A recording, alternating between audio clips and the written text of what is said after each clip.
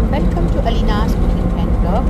तो चलिए स्टार्ट करते हैं फिर हमारी आज की वीडियो। बिस्मिल्लाहिर्रहमानिर्रहीम।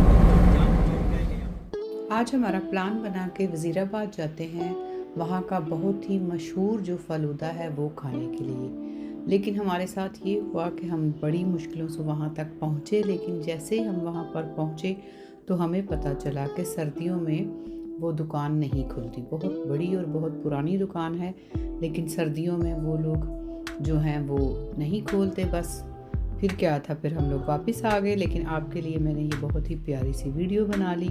वज़ीराबाद जो है पहले से बहुत खूबसूरत हो गया। हम आपको दिखाएंगे वज़ीराबाद का जो बाज़ार है।